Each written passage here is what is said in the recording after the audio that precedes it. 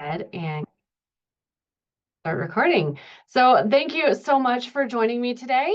I am so incredibly excited to spend the next little bit with you teaching you how to make ChatGPT sound like you.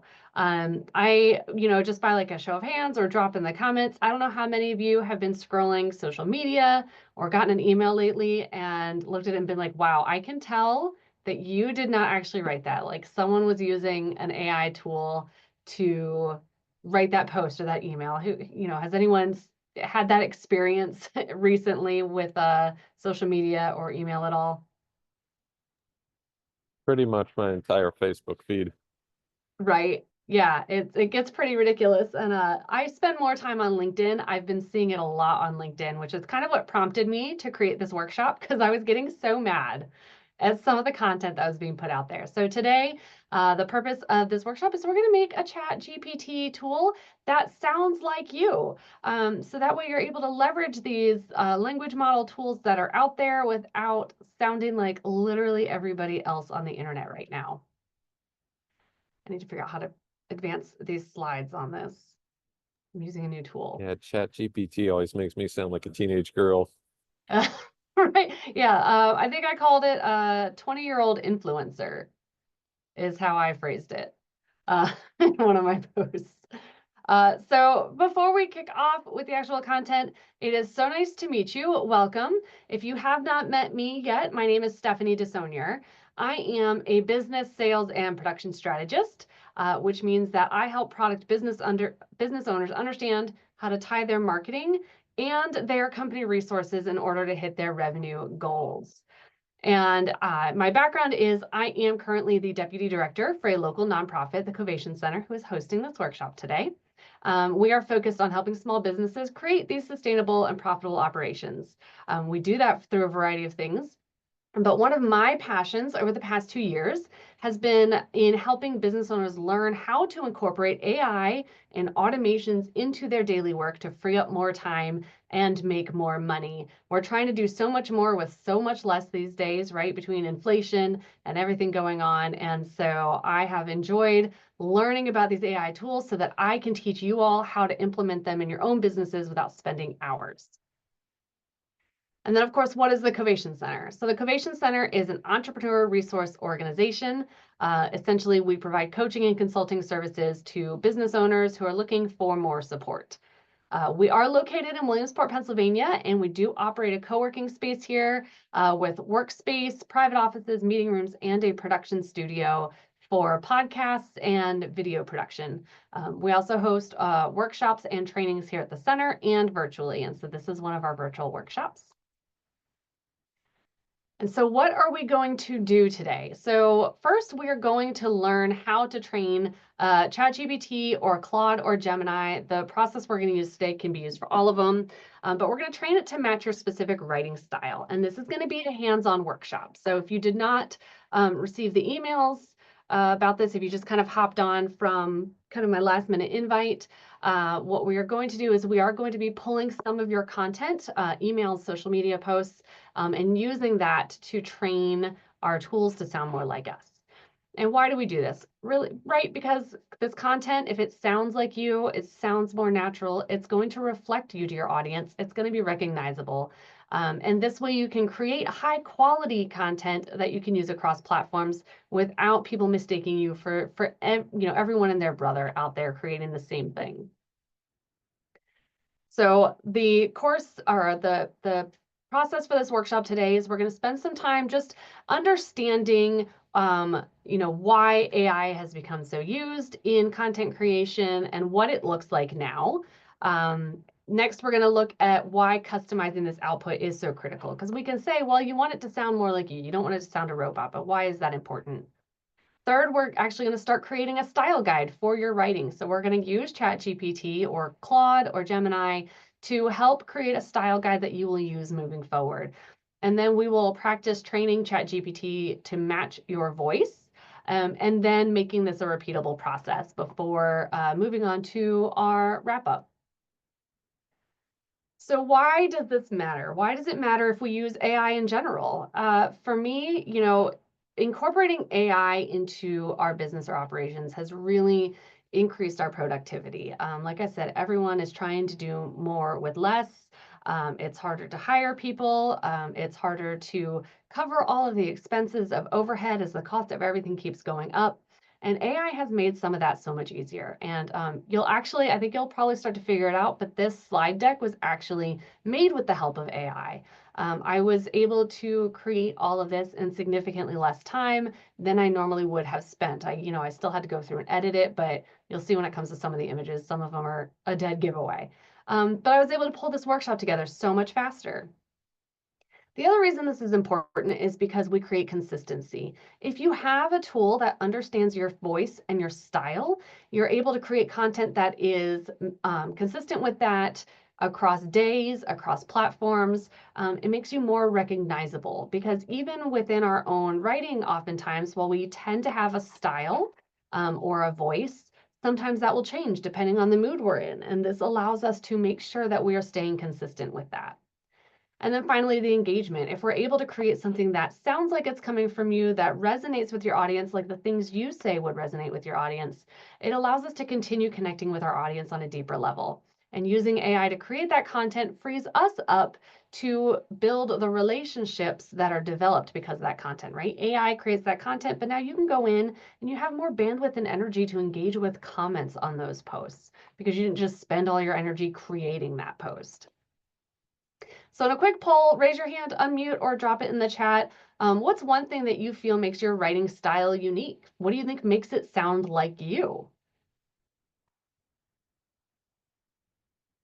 I'll go first. For instance, I love parenthetical statements. I hear that's a trademark of ADHD people, but I will always have a parenthetical statement in something I'm writing. Like there's a second thought that pops in. That's probably true of me too. I'm not really sure. I never thought about it. What makes my voice unique? Yeah. I like to use humor a lot. So I don't know. That's about Yeah. it. Yeah, that's great. But it can also be tiring to like try and be humorous sometimes when you're not feeling it, right? Mhm. Yeah.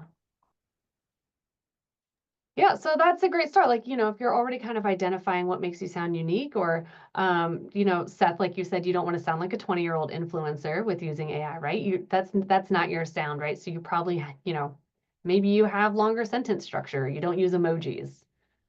I think I tend to be pretty genuine.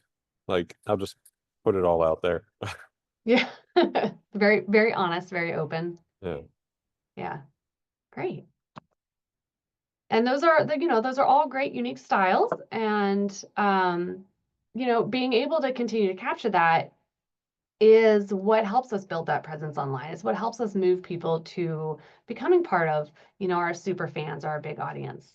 And so that's why these generic AI outputs are such a challenge, right? They are so bland. They lack personality. They lack creativity. Everything is elevate your business, or this is going to be game changing, or, there's a rocket ship emoji next to everything, literally everything. I can pick out an AI written post in a heartbeat because of the structure of it. It's so standardized. And it's robotic, right? It doesn't have a natural flow. It feels very abrupt, very specific. I really do think they trained it on like Twitter for the most part because of the way it creates content a lot of times. It really loves short form. It really loves like big, impactful sentences that maybe don't, match if you're trying to go for more of an emotional connection, or if you're more of a storyteller. It really struggles with that.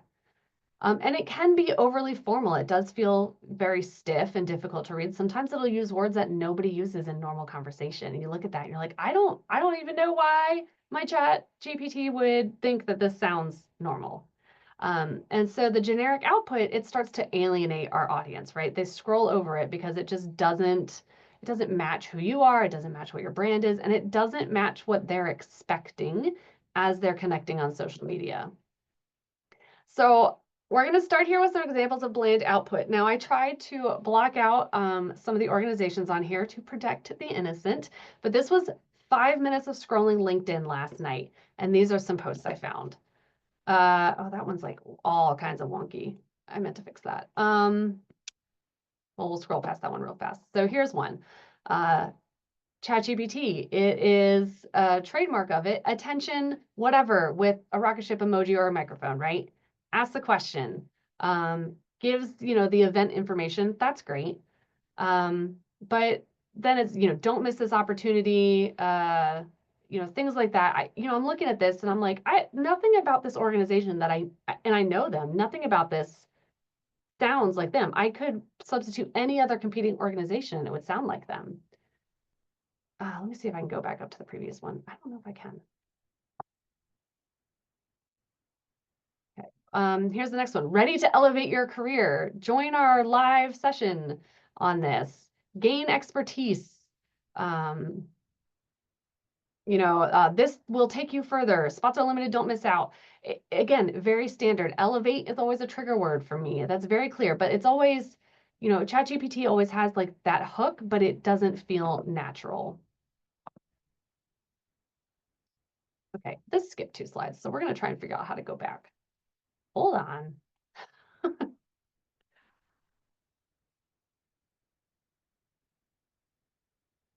I love tech, except when it doesn't work quite right for me. Here we go. This one, again, the picture is hard to see, but they use ChatGPT. So like an alert, here's a webinar. They forgot to put in their event dates and where the event was going to be. They just copied and pasted straight from what ChatGPT gave them without updating anything and posted it on social media. And again, one of those things where people are using it and they're just not even paying attention to what they're doing. So not only does it sound generic, they don't even actually have the actual details. And it's about using AI for recruitment and they didn't even use it correctly. So, those kind of things. Wonder how much that marketing manager is getting paid to make those posts. Right, exactly. Here's another one, right? The megaphone calling all whatevers. We did this again. I didn't black this out. You can go look at the Pennsylvania Small Business Development Center. But my point is, this looks almost exactly like the previous event announcement, right? Those were 2 different organizations, but we could have copy and pasted for any of them. And then the fact that down here, it has the word hashtag, and then it tells them hashtag. Again, not only does this sound standardized and very generic, but when you don't train your AI correctly, you end up with a lot of things that come across as making it very clear that you aren't checking it, you aren't editing it. And so that's another thing we're working to avoid in this. And then this was another one, ready to elevate your career. So it feels off because it lacks those nuances and that personality that makes it feel genuine. And the importance of a consistent voice is that brand recognition. I want to be able to go online. One of my favorite brands is Hello Social, social media company out in Bellefonte. And I can recognize one of their posts before I even look at who posted it because they have such a very clear way of engaging their audience, of asking questions, of telling a story. And so I immediately respect what they're saying because I trust them. I followed them for years. I know they know what they're talking about. And they may be using AI, they may not, I don't know. But if they do, they've trained it very well on their voice. So I continue to respect what they're putting out there. When it comes to brand recognition, all of us have a brand, whether we have a business or whether we're working inside a business. But even internal to an organization, you as a person have a brand too. You have a voice, you have a tone. And if you're writing outside of that tone of voice, people notice it. They'll know it's not coming from you. This is going to go back to like college, but in college, we used to think we were clever with, we'd change a couple words in a sentence when we were trying to crank out a paper really fast. And like looking back, those professors knew. They're like, that's not the kind of words you would use. That's not the kind of sentence structure you've used in anything. Like you were really skirting the edge of plagiarism there. So it's not even just in ChatGPT, but how we communicate really does need to be consistent. People notice patterns. People notice trends. When my husband's texting me, I recognize his tones and things, and I recognize if his use of words changed, I can tell what mood he's in. So that's why this becomes important.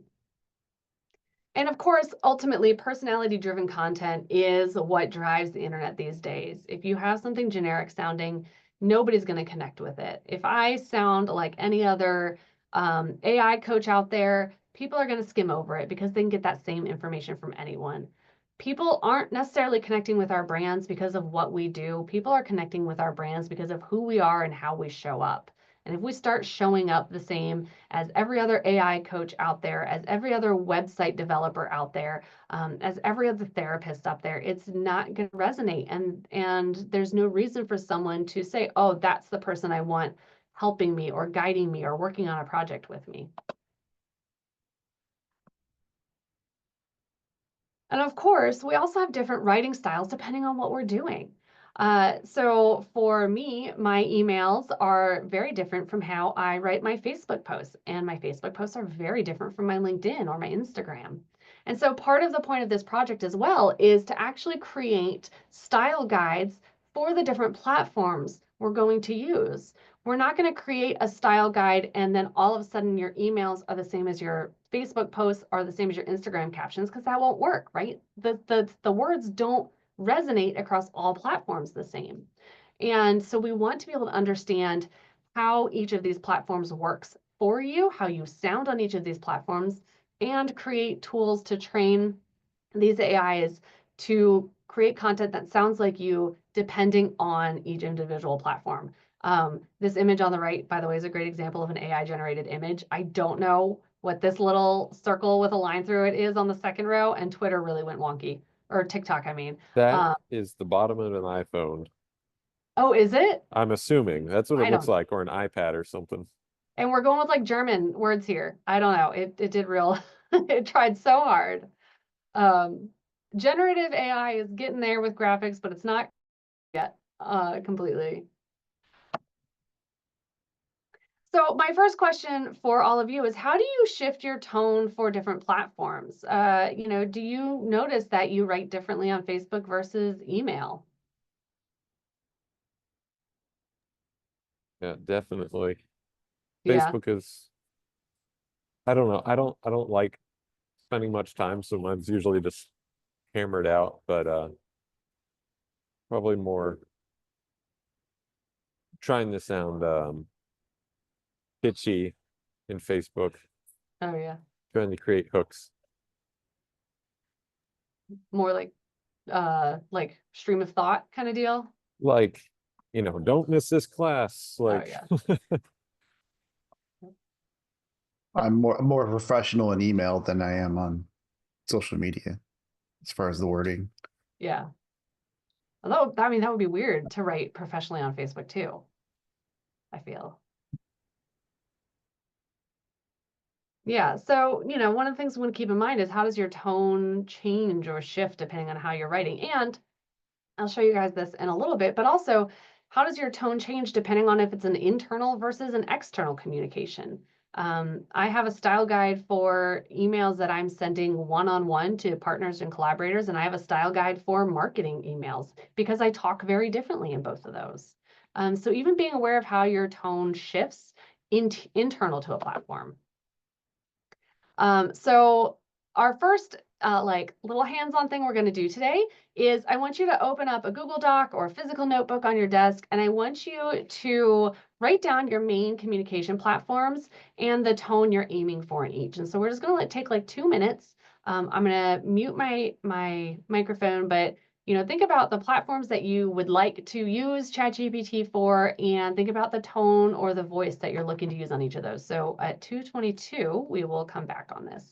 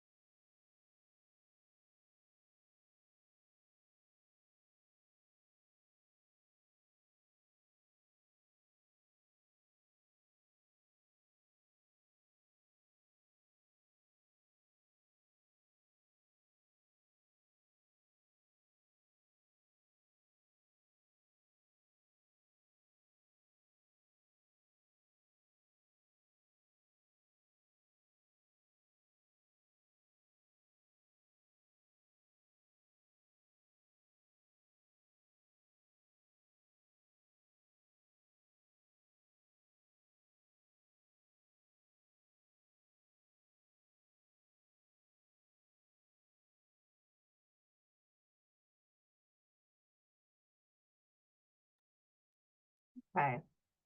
So we'll go ahead and come on back. So just by like a show of hands or emoji thing. So who here is going to be working on their email voice today?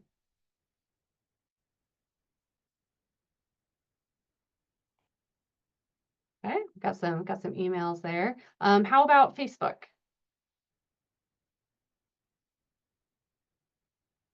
Okay, also some Facebook. Awesome. Anyone doing LinkedIn? Yeah, Chris, I'm assuming you're still doing LinkedIn, or your hand's just up from from the first one. Yes, LinkedIn. Okay, yeah, awesome. So I would love to hear from everyone. Pick one platform and share how you've kind of described your tone that you're looking for on that platform. Chris, let's start with you, since you're apparently doing a bunch. Um, for email, I think I'd like to stick it, keep it professional, um, as opposed to the other platforms. Okay, yeah, great. Ella, how about you? I don't know if you can unmute, but feel free to drop it in the chat. What's one of the platforms you're looking to use this with, and what tone do you shoot for?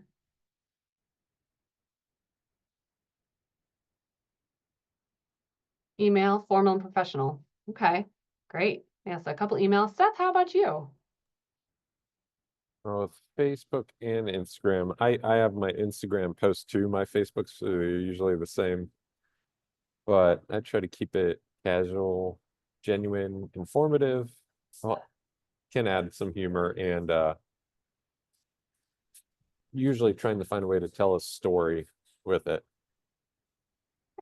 Awesome. I love that. Yeah, the storytelling aspect. I actually, for my Facebook, I had storytelling as well. So very cool. Great. So then, there we go. Yeah, this is just an example of, some of the ones that I use. So email, professional, concise. I'm very concise and direct. It drives people nuts, but that's how I write. Instagram captions. So mine is I try to keep them shorter and engaging.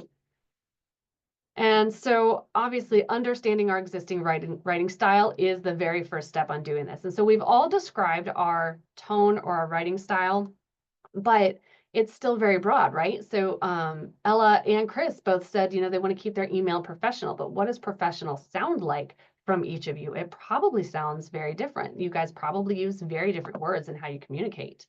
What is your sentence structure, right? Do you write in longer sentences with more technical words? Do you write in shorter sentences with some simpler words because of who your audience is? And how does that impact it? Because even if we say, I want you to do this in a professional, a professional writing, so it's a little more formal, we're still going to get something that's not quite your voice. And this is all stuff we just covered. Yeah, so how is the pacing too? For instance, in mine, my pacing, I tend to do a lot of line breaks. So we want to make sure we catch things like that. Do I write long paragraphs, or do you write shorter 2-sentence paragraphs with line breaks to make it easier to read? Again, that formatting is going to have an impact. And so next, we're going to review your existing content to uncover your natural writing style. So for this next exercise, what I would like you to do is open up a Word doc or a Google Doc or some sort of digital file where we can start copying and pasting some content. I had this written for emails, but this is going to work for Facebook posts or Instagram captions as well. What I want you to do is in this next exercise, we're going to go through our sent inbox in our emails, or we're going to go through our Facebook posts. And I want you to find specific things you've written that you feel are really sound like you, that's how you want to come across, you feel like they're very well done, or things that have resonated with people. And what we're going to do then is we're going to take that and we're going to copy and paste those into a document. And so just to give you all an example, I'm going to stop sharing my screen real quick and switch. Here is an example of a sales email that I had that I felt captured my style of writing very well. Like I said, I do a lot of line breaks. You see, I do a lot of storytelling. And so what we're going to do is you're going to go find, I want you to get at least 3 examples of writing. whether it's an email or Facebook post, and I want you to copy and paste them all into some sort of document together. So we're going to take about 4 or 5 minutes. So we're going to go to 2:30 to give you time to go find some documents, find some emails or posts, and copy them into a Google Doc or Word doc or whatever.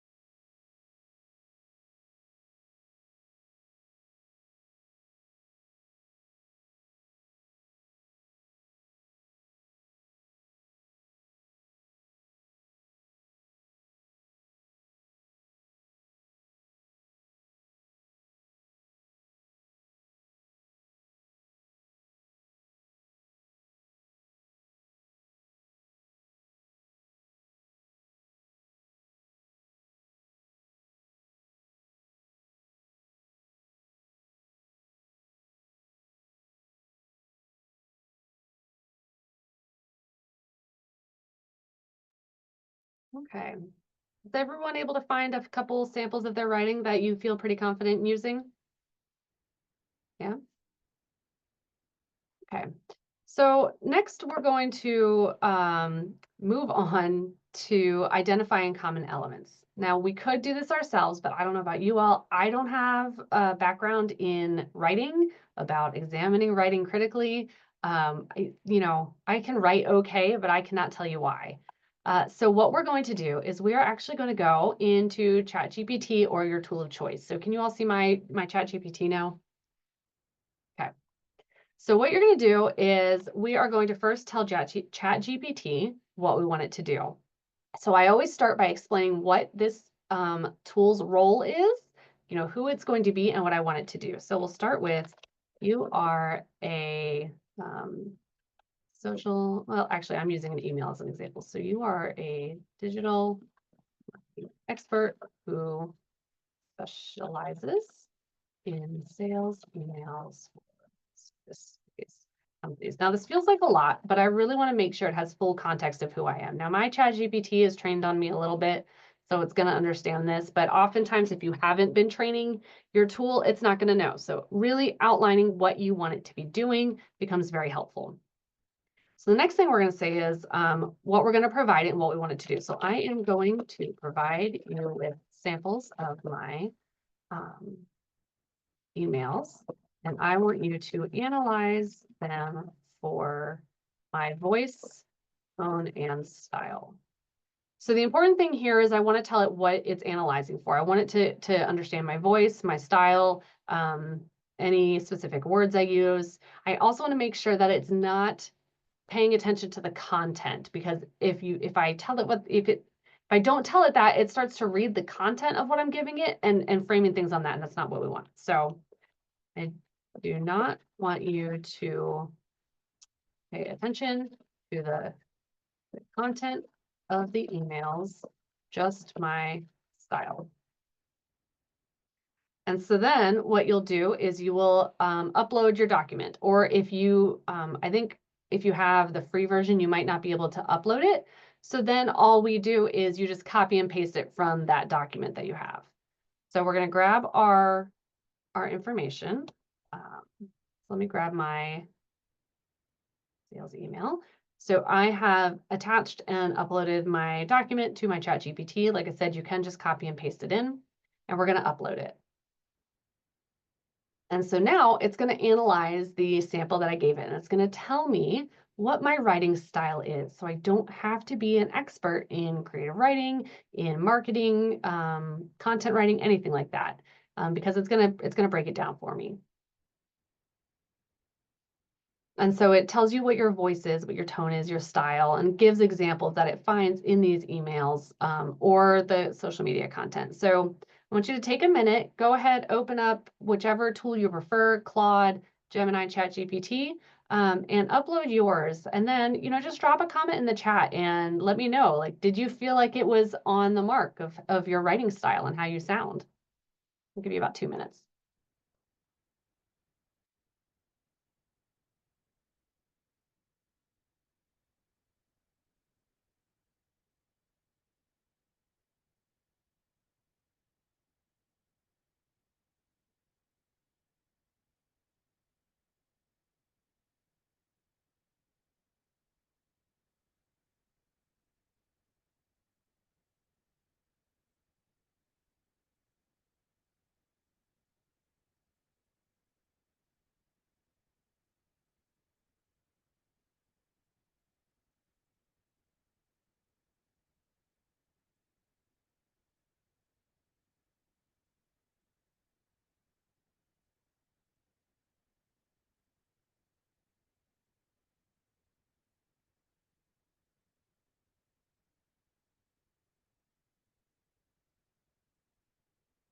Okay, Chris, you said yours was pretty accurate. So what is, did you use ChatGPT?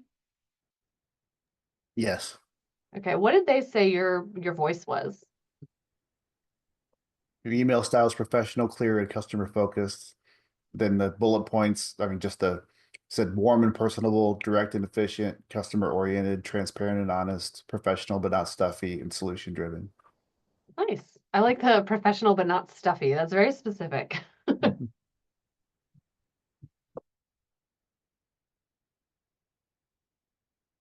Anyone else got their output? So yeah, I use ChatGPT. Says heartfelt and personal, encouraging and uplifting, rooted in purpose, and sincere, Sincere. I like that. and blending storytelling, faith, and encouragement. So There you yeah, it's go. pretty accurate. Nice. And then Ella, her voice friendly and approachable and professional, but not too formal. And I like that.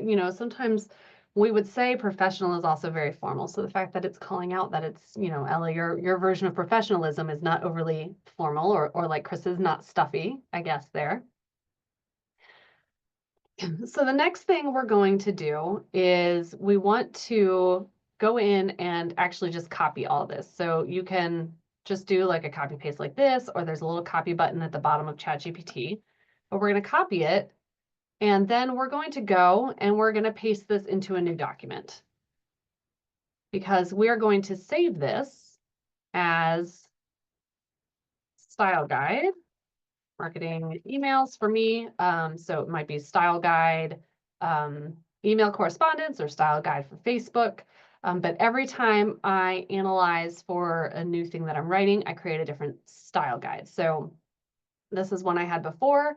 My email style guide for one-on-one communications for the Covation Center.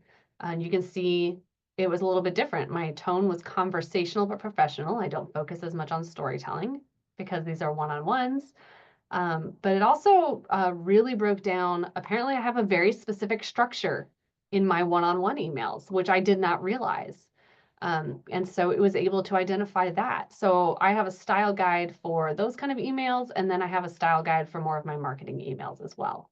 And so I encourage you, if you have different ways of using the same tool, doing this multiple times as well and pulling those examples.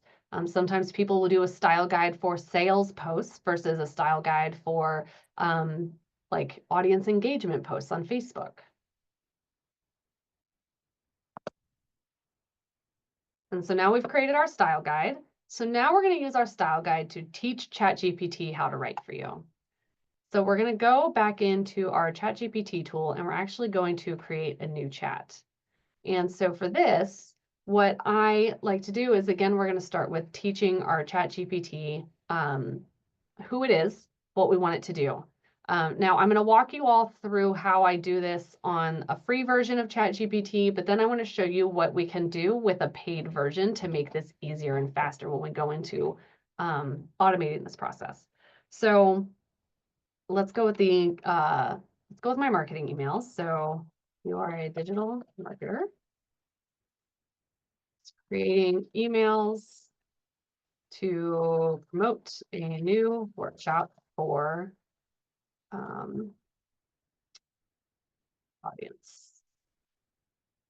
So what I'm doing is, again, I'm telling it who it is, what it's doing, and then I give it details about the specifics. So I still have to tell it what the workshop's about, what time and date it's going to be on, because I don't want it to create that templated post that gets shared on LinkedIn without specifics.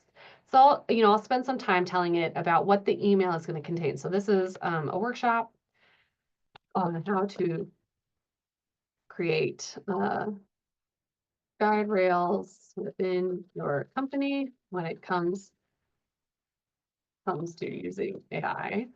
This workshop will be on March 11th, 12th at 2 p.m.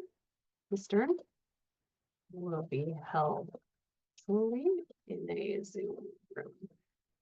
Okay, so I told it what I want it to do, what the content of the email should be. Now I'm going to tell it I have attached a style guide to ensure that you write this email in a way to match my voice, style, and tone. So I walk it through who it is, what I want it to do, what the email should contain, and then letting it know what the document is that I'm attaching to it. So I'm going to download this document real quick. Download. I download them as PDFs. I don't know if it makes a difference with ChatGPT. I just feel better about it. But you can download them as a Word document if you need to. Or you could copy and paste the style guide again directly into the chat. That would work as well. So I told it who they are, what the email should contain, and then how I want my writing to sound. And then it's going to draft my first email.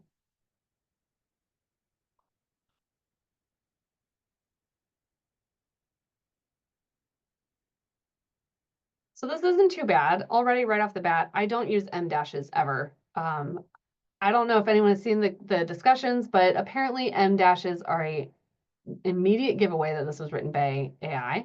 I don't like to use them. I do use ellipses though, all the time. So I can see here that it's pretty close. It sounds a bit like me, but there are some things that aren't quite there. So what I'm going to do is I'm actually going to go back into my style guide.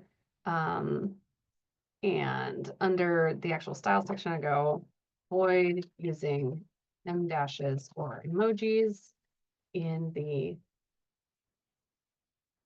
email body. And I'm just going to save and update that. So I'll download a new one. And then I'll just tell it rewrite this email based on the updated style guide I am providing. So I do this to iterate and see what it's creating, if it actually matches what I'm looking for. Oftentimes it'll create that initial style guide that's still missing a few things. They didn't really use a whole lot of emojis besides the little check boxes, which are fine. But I really just wanted to tailor this a bit more. It still uses an em dash. I hate it. So I'm probably just going to edit that sentence manually. And it used the word game changer. So you can see, you can go through and revise these. The first one didn't use game changer. I can get rid of em dashes. The fact that it used game changer here means I'll probably go into my style guide and add a section of like words and phrases not to use. And I'll add that in. So I want you to go ahead, feed, oh, hold on, Chris, is in the name of the style guide should put the name of the business. Yeah, if you have something that's consistent across your, your business name doesn't change, obviously, feel free to go ahead and put your business name in there, and other details that would go into the emails. Oftentimes what I actually will do is I will create a second document with that. So I'll have my my business information document, I'll have my style guide document, and then I actually create a third document a lot of times with my audience profile. So if anyone's interested in like how you would use all of those tools together, let me know, and I can definitely do like a pre-recorded training on those as well. Because using all three of these together becomes very beneficial. So take a minute or two and go ahead and plug in your style guide, ask it to create something for you. And then I would love to have you all share what it made, how you felt about its initial output. So let's give that another 2 or 3 minutes. Oh, I already muted. So let's say 2:46, we'll come back and share what you got ChatGPT to create.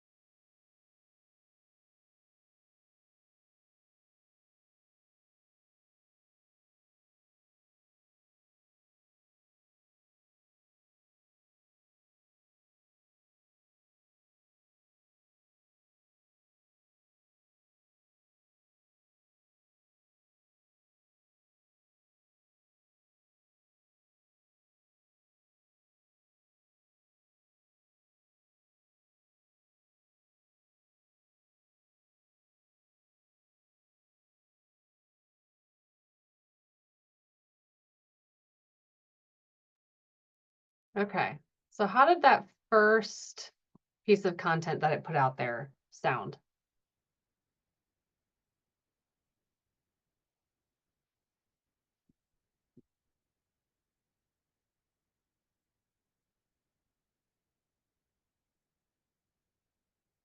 Or do we need a couple more minutes?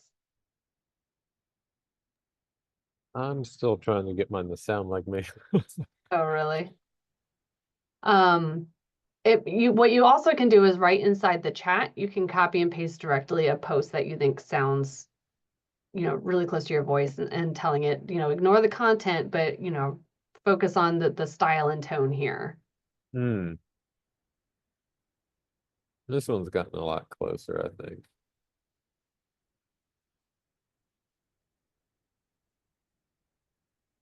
So a lot of times I'll post about classes by just giving the information and saying, here's what it is, come and join me.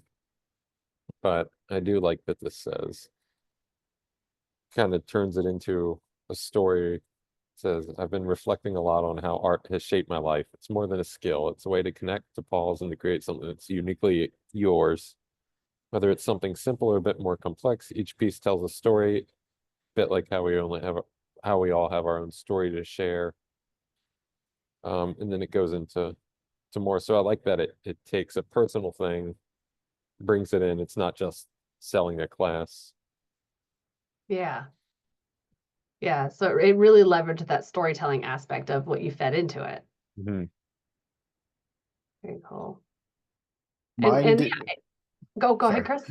Mine did pretty good, except for like it said a couple things that I would never say, and makes me think that a lot of other people that are sending me emails are using AI, because it said, would you be open to a quick chat? And I always see that in sales emails, open to a quick chat, and then like I would never say that. And then actionable insights, I've never said those two words together ever in my Oh, life. that's funny. So Doesn't say, So- would you be open to a quick chat GPT? yeah. Then you just have your chat GPT respond to that email, and all of a sudden we've just got it talking to itself across emails. Yeah. And that is one of the things, right? There are going to be phrases where all of a sudden you're like, oh no, that's never anything I would say.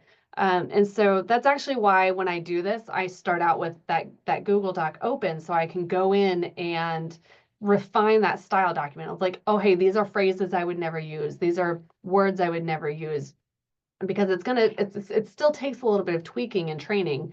And so I never count that initial style guide as absolutely correct, but going through and testing it and having it create some stuff is a good way to continue to refine that style guide for you. Ella said it sounded mostly like them, just some words they wouldn't use, like intuitive or seamless. Yeah, again, it gets pretty close. Oftentimes what we can do is we can refine that style guide more by adding more emails or social posts. So I just had you guys grab like, I think 3 to 5. So, it could be that if we had 3 or 4 pages of it, that would work. A lot of the people I work with who do social media content, they have running Google Docs and they'll just feed that into ChatGPT. But at that point, they've got, 4, 5, 6 pages of content. So the more content you feed it, the more refined this style guide gets as well. But, it sounds like in initial, we just did what, 10 minutes of actual work, and they got you a lot closer than they would have been before that, right? And so it's just a little bit of refining it until you feel like it's, and again, we're not using AI to be 100%. The goal here is to get this content to about an 80 to 90% point. And then we go in, we make those small tweaks, and then we can push it out to our email or our social media.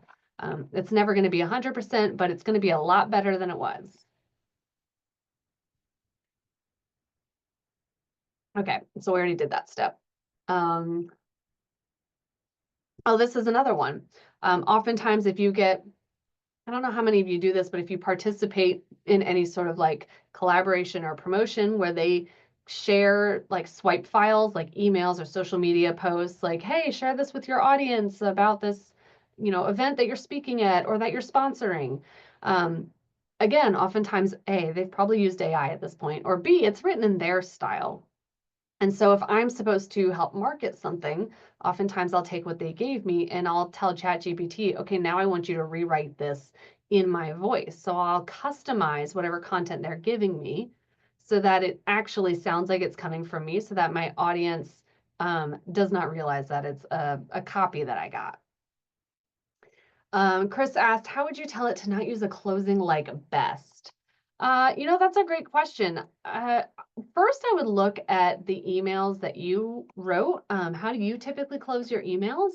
But then under my style guide, let me see if mine has it.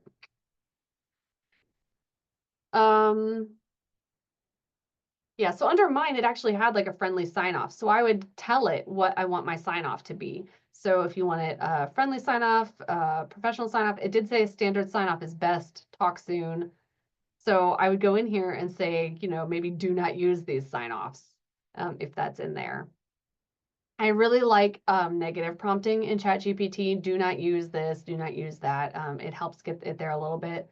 But what you could do is, under here, put professional sign off, give it an example, and then a standard of how you would prefer to close it, possibly.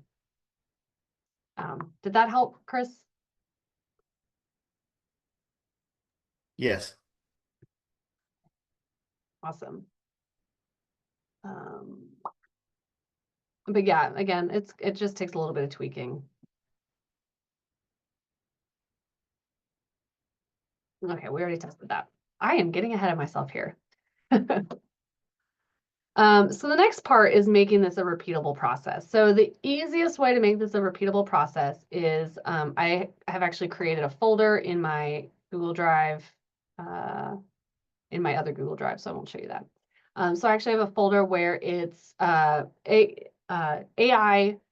tools and prompts. So the folder, inside each folder, it'll have my marketing emails. So it'll have my marketing email examples document and my marketing email style guide document. So all of that is grouped together. So it's easy to grab. When you go into your ChatGPT, you can easily upload those files as you're asking it to do something. The best way to make this a repeatable process, honestly, is with the paid version of ChatGPT. If you don't have the paid version, it is just $20 a month. And I think it's really worth it if you are creating a lot of content or needing to create a lot of content and you're really struggling and feeling overwhelmed. And so the way we do that is we can create a custom GPT. And what this is like a little baby ChatGPT that we train, and it remembers things very, very specifically. And so, for instance, I have one that's trained to write blogs. I have one that's trained for surveys that we have to do. In my personal business one, I have ones that are trained for doing annual planning reviews for clients. So what we're going to do is I'm going to walk you through how you would create a custom GPT to do this. So if you have the paid version, this is definitely worth checking out. And if you don't, you can still do it manually, just organizing all your files. So I'm going to create a ChatGPT. And again, this is going to be super easy. I'm going to take it a little slow, but also you are going to get this recording. So if you want to go back and try this out on your own, we can do that. So it's going to start the same as the last thing, right? What do I want to create? I want to create a virtual marketing copywriter. This specialized, I can't spell. In sales emails or service-based business.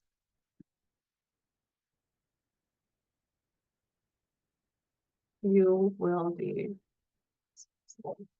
for creating the emails to promote your offers and engage our customers.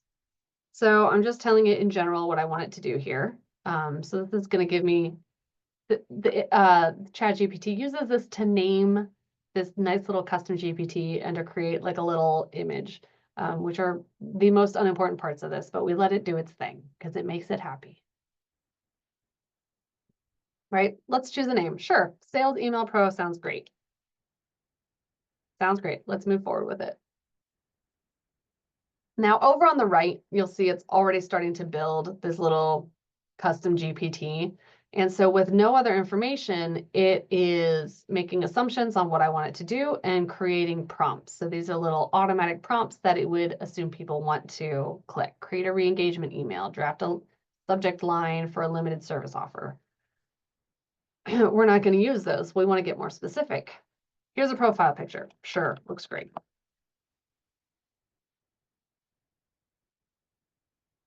Okay, so it thinks it's all ready to go. It is not ready to go. So next I'm going to do, I am going to provide you with examples of my writing. I want you to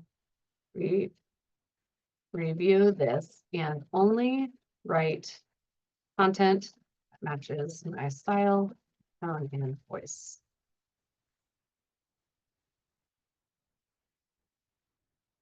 Every email should sound as if it were written by me. Okay. So now the next step, unlike our normal GPT where we would go and upload files here, what we're going to do is we're going to head on over to configure. And we're going to get rid of all these conversation starters because they are dumb.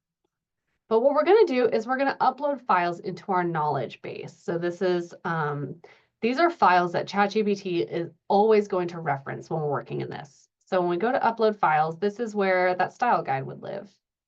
And so we're going to put it in there.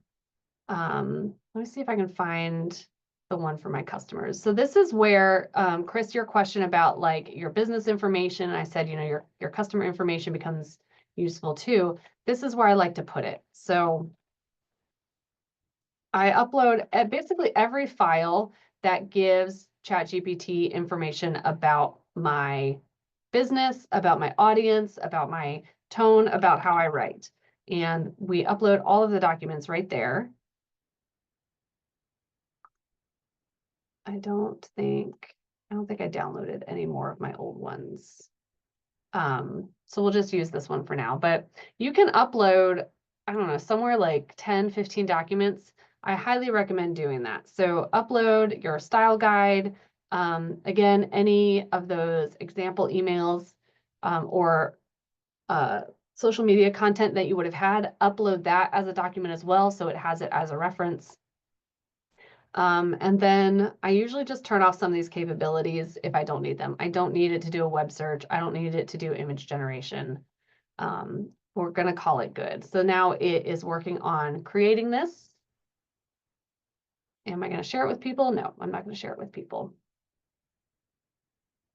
But now you have got a tool whose only job is to write emails that sound like they came from you. So we're going to go into this now, and I'm going to ask it to write a sales email. So create an email that is promoting a new offer, small business SaaS hub, a membership program, business owners.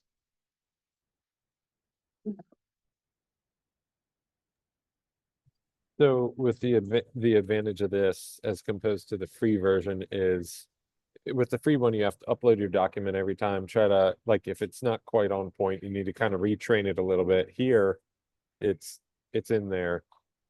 Yep. Yep, with this, so you'll see all my little custom ones are always in the sidebar. I click on this, it knows exactly what its job is, what it's supposed to do. It has that knowledge base, so it's all ingrained right in it. So I don't have to do as much tweaking or retraining every time I need to create something new. Exactly, because otherwise, you know, we're going through, you know, probably two of these. I mean, we'll have the email style analysis, but we're going to have to restart with the emails again. And here's the style guide. And yeah, that's good. That's close, but not quite what I want. So this makes it a little bit easier.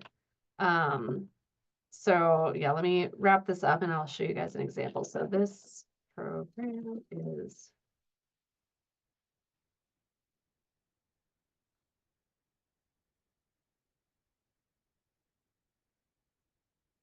this is a really, probably not the best like prompt for it, but I want to crank something out real quick. So I'm just giving it the idea of some new offer, right? So here's this new offer. I want you to draft an email for it. I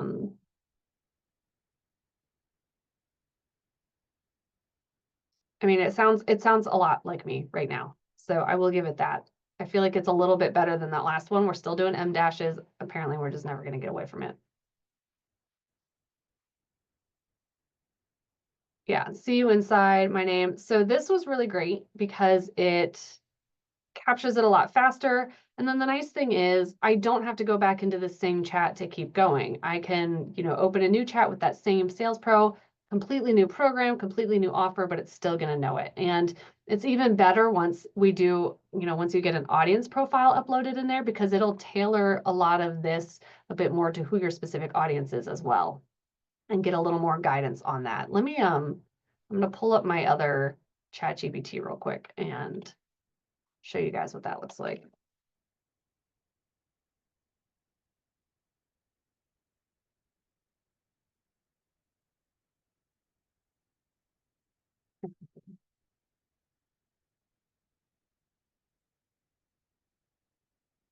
Share this one. So yeah, for instance, I went through a different process to really define the role of this GPT. And I'm creating a training on this, but here I trained it on my voice in just a little like paragraph thing. I didn't like that as much. I really like having my voice in a separate document. But what I do is I create documents that tells it who it is, what it does. So in this one, I'm telling it who its audience is. So it's makers, and its role is marketing funnels, sales page copy, things like that. And here's another, this was the sales tone email that I showed you all that I used. So then in this GPT, let me look at this guy. No, I want to edit it.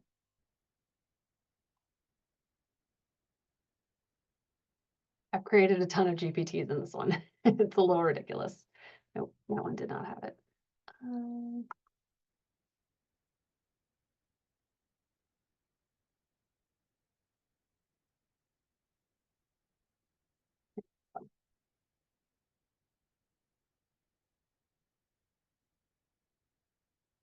I don't think it's going to show me the documents I uploaded in them. Well, that's frustrating because I know I uploaded documents in that guy. So it's not going to show you those, but basically, creating a document for your email tone, creating a document for the audience, getting those all uploaded in there so you can further refine these things. So, this GPT that I built, its entire job is creating Black Friday marketing emails. That's all it does for product-based businesses. And so this is nice because you can get really specialized roles with ChatGPT within your business. It's not these generic sounding things. You can have one that's trained just to create content for LinkedIn or just to create content for Facebook. You can have one whose entire job is not only just to create content for Facebook, but tell you what kind of images to create or use to go along with it. I think this is the one we were in. Yes. Okay. So that's a really easy way to make this a repeatable process, because you can use this process, get the content, get it to analyze your content, and then again, $20 a month, you can create these GPTs. If you're needing to create a lot more emails or social media and you just can't stay on top of it, this is my favorite way to do it. Otherwise, like I said, just creating a folder with the reference documents so that you have them easily accessible to go upload them every single time. The other one is save and reuse your best prompts. So as we were doing this, we were seeing that some prompts were maybe a little more effective than others.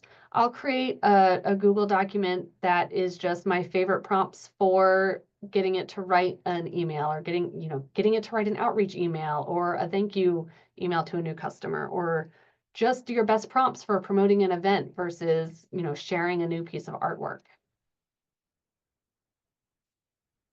And so, the more we do this as well, ChatGPT is going to really start recognizing and recalling your voice as we, go into these and refine it. No, please don't ever use game changing. Please don't use elevate your business.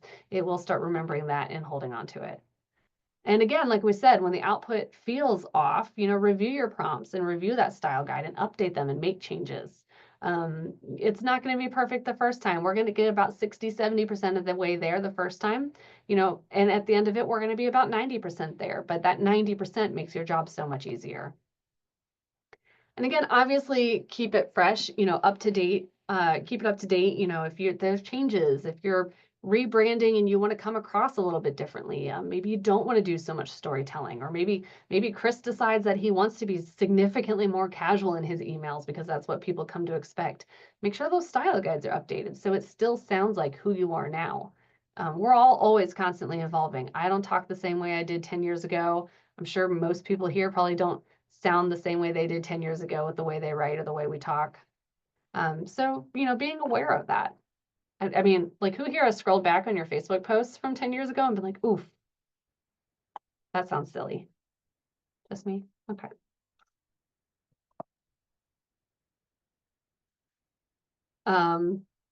So, I'm actually not going to take a minute for this because I don't know who has a free versus paid version, but, on your own, feel free to take some time to finalize that style guide and create that reusable prompt or that custom chat GPT that you can use to make this a repeatable process. So now I do want to open it up for some Q&A. If you're working through this, you have some questions, people would like to share some challenges you're having with your style guide, with making it sound like you, take this time to help you work through that.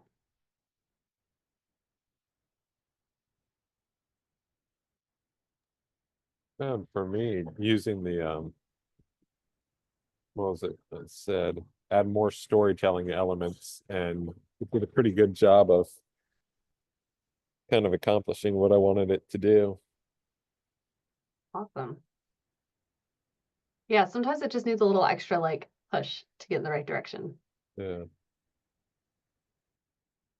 I've noticed mine does, I have it do a lot of storytelling, but it always references someone named Sarah. Whatever my story is about, the main character is Sarah. I don't know why. That's a fun through line. There's like a whole thing, a whole sub story it might be developing. Right? We're gonna have a novel about Sarah's adventures someday down the road from all my emails. Chris, Ella, any questions? Anything you want reviewed with this? I don't have any questions. I was just messing with, I have a thing that's kind of like the paid ChatGPT that I was messing with. It's called Odin AI, and I realized that it had this kind of the same features as the paid ChatGPT, where you can have like a knowledge base of documents. So I was just messing around with that to see if it did the same thing as what you were going through. So far, it doesn't. but I think I'm just not using it correctly. But What was the name of that? You said Odin AI? yeah, ODIN. Huh. I have not heard of that one yet, so I'm gonna have to go check that out. I'm always looking for new tools to play with. So, but you said the knowledge base isn't working quite the same. Well, I'm not sure if it's synced yet or not. Like I keep checking it and it says it's syncing, but it's been a long time. so I think it's just something I have to mess with. But it seems like I would be able to do those things with it once I figure out how to use it. Yeah. Yeah, that would be pretty cool. I would love to like shoot me an email, report in later, and let me know if it worked the way you wanted it to. The other thing I will say, we were using ChatGPT today.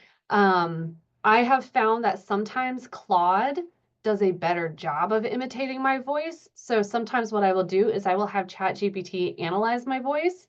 I'll take that style guide and I'll take it on over to Claude and have it actually create the content based on my voice. Then it sounds a little bit more casual, a little bit more informal and personable than ChatGPT does. The only challenge with Claude is I don't have the paid version of Claude because I cannot pay for every AI I use. So I get limited on the content and I can't do projects, which is like their version of creating a knowledge base. But if you prefer Claude and the kind of output it has, that's another option. You would just kind of do what we did, but create a project in Claude, upload those reference documents and have it create the content for you. So that's, just an option with one of the other tools out there that you can use to create these things and help it sound a bit more like you. So share your wins. I think we heard a couple. Chris, you were saying you're playing with a new tool to see if it's working. Seth, do you feel like you're like on your way to get some content created and out there faster? Yeah, I think it was helpful Because I've done some of this stuff in the past, but it's good to have a style guide and kind of even I didn't realize you could do some of that, like say come up with a style guide for this or pick out these parts and then uh even saying don't use this word or whatever. That's helpful. Yeah. I think sometimes we forget that we can be pretty firm with our instructions to ChatGPT, right? Like we can say like, no, that's not right. Don't do that. So great. Ella, how about you? How do you feel with some of the content? Do you feel like you've got something that can help you get things written a little faster or a little bit easier now?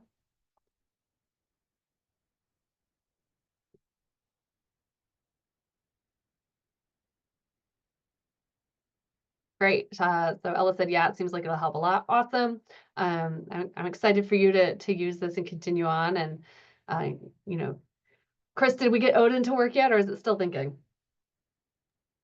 It's still syncing, so it's just something I'm gonna have to mess with later, I think. Okay. But you feel like you've got some resources here if you want to get AI cranking out stuff faster for you? Oh yeah, definitely. Like when I was just uploading the documents, as part of the um prompt, it was working. Just now trying to get the knowledge base stuff to work. Right. Yeah. Great. Well, I'm so glad to hear that this was helpful. I blocked off 2 hours just because I wasn't sure how many questions or help people would want. But also, if you guys feel like you've got a good handle, get started on stuff. Not gonna keep you here longer, but I will be available for the next, 45 minutes or so if anyone has questions or wants me to review their stuff. But otherwise, in the meantime, keep refining, keep updating it, keep making sure, it's sounding the way you want to. And like I said, save and reuse your best prompts. If you find a prompt that gets you what you want, and it does it really well, I always, like I said, I save that in a Google Doc. I just, template it. So if I just need to change dates or the name of a program, I'll pull that stuff out. But if something works well, make sure you save it, make sure you keep it, because I don't know about you guys, but after a while scrolling through all of this to try and find the specific thing I wanted is a headache and I hate doing it. I So just what, Seth? I just tried Claude and it definitely sounds a lot more casual and probably a little more like me. Like I took the whole social media post that ChatGPT made, put that in Claude. I think I just said make this better. I do that a lot with ChatGPT. Make Right. it better. Try it again. Yeah. Um, and it does a pretty good job of making it sound less AI, I think, and a little more casual. Yeah, Claude is definitely better for the things that are more casual, more personable. If you're trying to get something that's a little more professional or formal, like Chris and Ella were talking about their emails, Claude tends to be, ChatGPT tends to be a little bit better. If you're looking for something that's definitely more casual, more friendly, more engaging, like a Facebook post or Instagram caption, I've found Claude is more effective. But some of it is just playing around with like I said, using them together. Have ChatGPT do the analysis and then have Claude create the content, or have ChatGPT create a first draft. I use a lot of these tools in conjunction with each other because all of them are better in one area versus another, and just figuring that out. So, that's great that Claude sounds better for you. And, if you're looking at, do I pay for one or the other, for you, Claude might be worth the payment if it does a better job of replicating your voice. So. Awesome. Well, if you are not already subscribed to our email list, I encourage you to scan the QR code to be the first to know about new workshops. I'm constantly working on new trainings for AI and how we can implement these things in our businesses. We've got some really fun trainings coming up. I think I am about to share a training I did on creating an AI video that looks and sounds like you. So we take some of what we did today with ChatGPT, but then we implement it across some other platforms to make a fully automated, you don't actually have to do your hair or put makeup on kind of process for creating videos. So keep an eye out for that. So, if you're not already on our email list, go ahead and join now so you can be the first to know when that training is up. And additionally, the Covation Center is a nonprofit. We are a 501c3. and this workshop and others like it are offered for free thanks to donations from people like you. So even $10 helps. So if you feel so inclined, if you got value out of this, scan the QR code to donate now. Always appreciated, but never required. And then finally, if you enjoyed this, I will also ask if you would be willing to go share your experience on Google or Facebook. Just leave a review, let people know what you thought of our workshops. The easiest way for us to get our name out there is just to have you all share about what you learned or experienced here today.